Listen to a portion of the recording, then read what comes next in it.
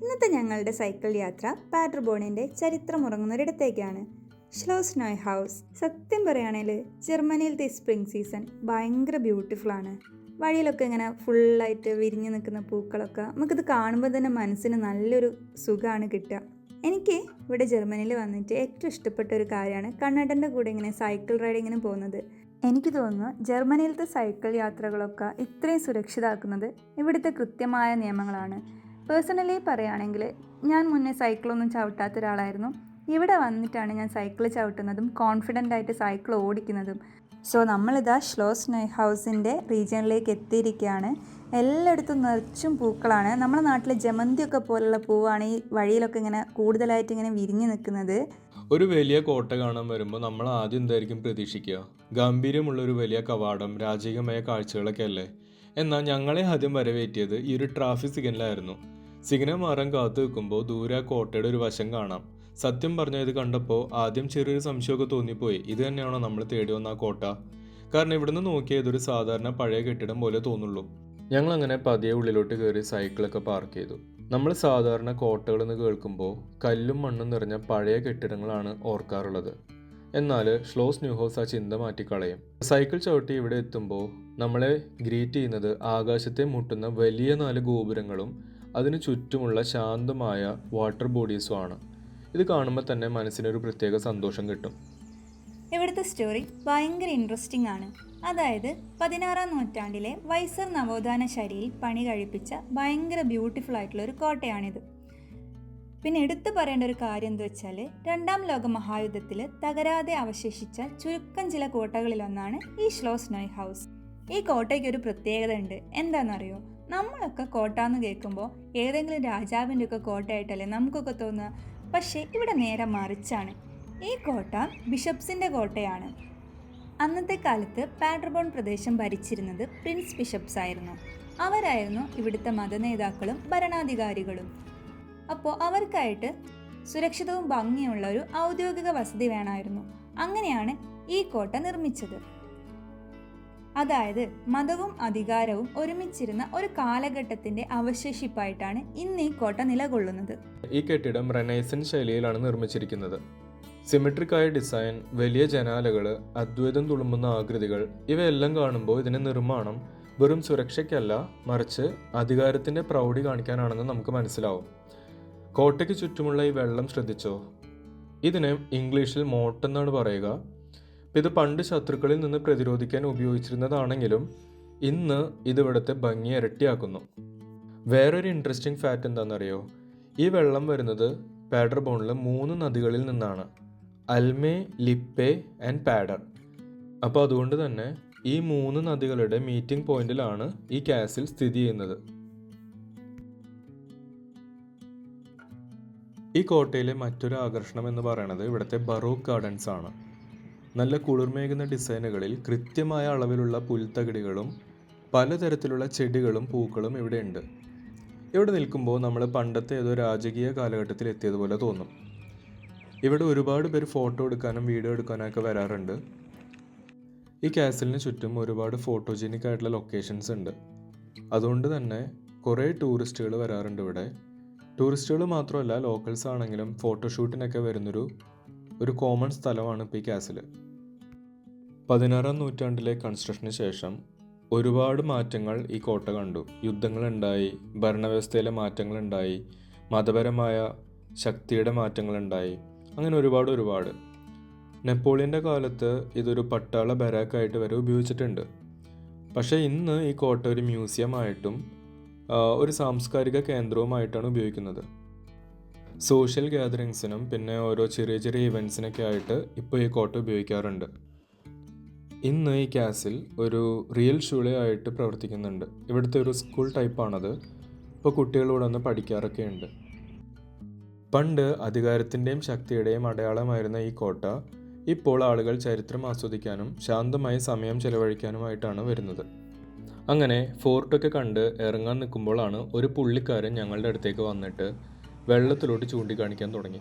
ആൾക്ക് ഇംഗ്ലീഷ് അറിയില്ല, പക്ഷേ ജർമ്മനിൽ ആൾ എന്തൊക്കെയോ പറയുന്നുണ്ടായിരുന്നു. അപ്പോൾ ഞങ്ങൾ നോക്കിയപ്പോൾ അവിടെ എലിവർഗത്തിൽപ്പെട്ട ഒരു ജീവിയെ കണ്ടു. അപ്പോൾ ആൾ പറഞ്ഞു തന്നു ഞങ്ങൾക്ക് അതിൻ്റെ പേര് ന്യൂട്രിയ എന്നാണ്. അത് സൗത്ത് അമേരിക്കയിൽ കാണപ്പെടുന്ന എലിവർഗത്തിൽപ്പെട്ട ഒരു ജീവിയാണ്. സെമി അക്വാട്ടിക് ആയിട്ടുള്ള ആ ജീവിക്ക് വളരെ എളുപ്പമായിട്ട് നീന്താനൊക്കെ കഴിയുന്നുണ്ട്. ആ ജീവിയെ പറ്റി ഒരുപാട് കാര്യങ്ങൾ അയാൾ ഞങ്ങൾക്ക് എക്സ്പ്ലെയിൻ ചെയ്ത് തന്നു. ആദ്യമായിട്ട് കാണുന്ന ആ ജീവിയെ ഞങ്ങൾ കൗതുകത്തോടു കൂടി കുറച്ചു നേരം നോക്കിയിരുന്നു.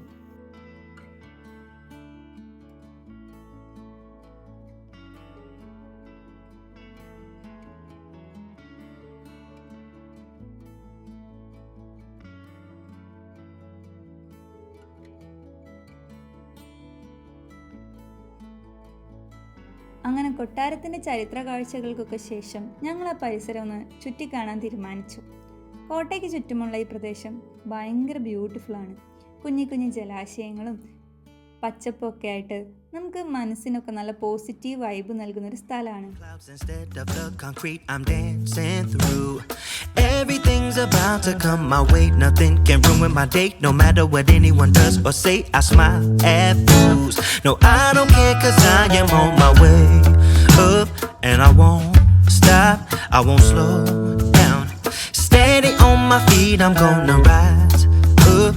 No, I won't stop, it is mine. So അങ്ങനെ കുറേ നമ്മൾ പോയി കഴിഞ്ഞപ്പോഴാണ് ലിപ്പേസിയിലേക്കുള്ള ഈ സൈൻ ബോർഡ് നമ്മൾ കണ്ടത്. പിന്നെ ഒന്നും ആലോചിച്ചില്ല, നേരെ അങ്ങോട്ടേക്ക് സൈക്കിൾ വിട്ടു. What it's like to be broke. I know what it's like when nothing goes your way. So I'm gonna let myself enjoy. Hi guys, ഞങ്ങളിപ്പോൾ ഉള്ളത് ഷ്ലോസ് ന്യൂ ഹൗസിൻ്റെ കുറച്ച് മാറിയിട്ടാണ്. അത് കാസിലപ്പുറത്താണ്. പക്ഷേ ഇവിടെ കുറച്ച് നമുക്ക് സൈക്കിൾ റൈഡിങ്ങിനൊക്കെ പറ്റിയൊരു പ്രോപ്പർ സ്ഥലമാണ്. കുറേ പാർക്കുകളുണ്ട്. പിന്നെ ഭയങ്കര ബ്യൂട്ടിഫുള്ളാണ്. ഇവിടെ ഫുള്ള് ഈ കുറേ ലേക്സൊക്കെ ആയിട്ട് നല്ല ബ്യൂട്ടിഫുൾ ആയിട്ടുള്ളൊരു സ്ഥലമാണ്. അപ്പോൾ നമ്മളിങ്ങനെ മാപ്പിൽ വഴി കണ്ടുപിടിച്ചുകൊണ്ടിരിക്കുകയാണ് ഇവിടെ. So repeat, I'm dancing through. Everything's about to come my way. And I don't care if you spill coffee on me or if the sky is gray or blue. No, I don't care 'cause I am on my way up. And I won't stop, I won't slow down. Steady on my feet, I'm gonna rise up. No, I won't stop, it is my time. അങ്ങനെ കുറേ ദൂരം cycle ഓട്ടി ഞങ്ങൾ ലിപ്പേസി എത്തി. ഭയങ്കര മനോഹരമായൊരു ലേക്കാണിത്. ഇവിടെ എത്തിയാൽ പിന്നെ സമയം പോകുന്നൊന്നും അറിയില്ല. ഒരുപാട് ആളുകൾ ഉണ്ടായിരുന്നു. പല കാര്യങ്ങൾക്കൊക്കെ ആയിട്ട് ഇവിടെ വരാറുണ്ട് ആൾക്കാർ. കുറേ പേര് ഫിഷിങ്ങിനായിട്ട്, കുറേ പേര് ബോട്ടിങ്, കുറേ പേര് സെയിലിങ്ങിനായിട്ട് വരാറുണ്ട്. കുറേ പേര് ചുമ്മാ വിശ്രമിക്കാനായിട്ടും ഗ്രീനറിയൊക്കെ ആസ്വദിക്കാനായിട്ട് വരാറുണ്ട്. അപ്പം ഞങ്ങളവിടെ അടുത്തുള്ളൊരു ബെഞ്ചിലിരുന്ന് കുറച്ച് സ്ട്രോബെറിയൊക്കെ കഴിച്ചു. കുറച്ച് നേരം അവിടെ വിശ്രമിച്ചിട്ടാണ് പിന്നീട് യാത്ര തുടങ്ങിയത്. ഗൈസ്, ഫുൾ സൺ കിസ്ഡ് ആണെന്ന്. കണ്ണേ ഹായ്. ഹായ്.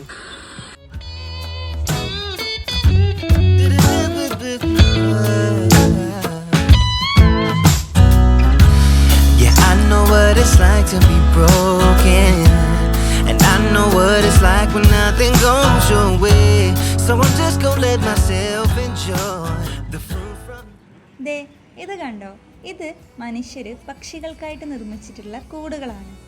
ഇത് യഥാർത്ഥത്തിൽ പക്ഷികൾക്കും വവ്വാലുകൾക്കും സുരക്ഷിതമായി മുട്ടയിടാനും താമസിക്കാനും വേണ്ടി ഫോറസ്റ്റ് ഡിപ്പാർട്ട്മെൻറ്റോ അല്ലെങ്കിൽ പ്രകൃതി സ്നേഹികളോ ഒരുക്കുന്നതാണ്.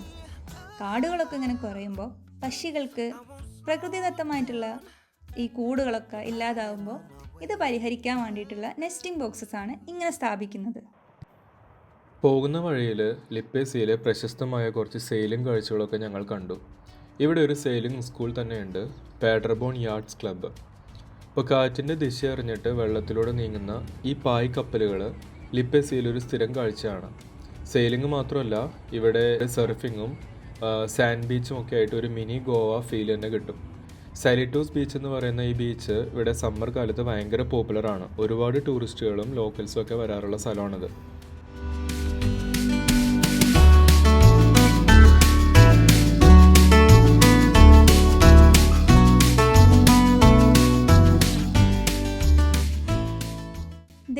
ലിപ്പേസിയിലെ ഈ ഒരു സെമി സർക്കുലർ ഡാമിൻ്റെ ഷേപ്പിന് പിന്നിൽ ഒരു കാരണമുണ്ട്.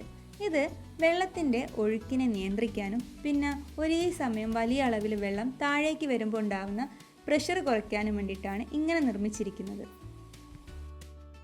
ഷ്ലോസ് ന്യൂ ഹൗസും ലിപ്പേസിയും കണ്ടു കഴിഞ്ഞതിന് ശേഷം തിരിച്ച് പാഡർബോണിലോട്ടുള്ള പോക്ക് നേരെ വന്ന വഴി പോവാണ്ട് എൽസൺ എന്നുള്ളൊരു സിറ്റി വഴി ചുറ്റി പോകാമെന്ന് കരുതി.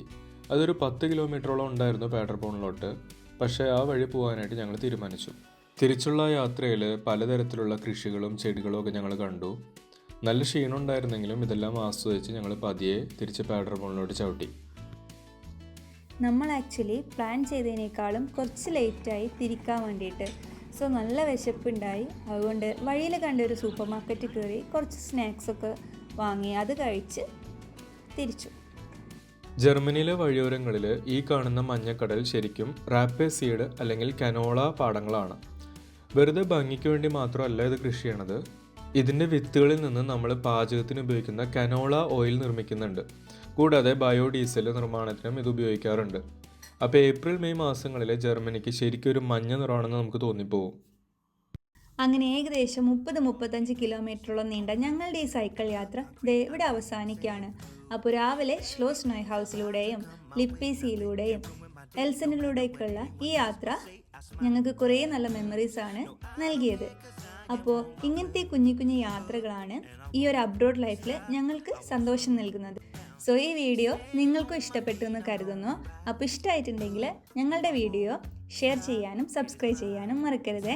മറ്റൊരു നല്ല വീഡിയോ ആയിട്ട് നമുക്ക് വീണ്ടും കാണാം. അതുവരെ ബൈ.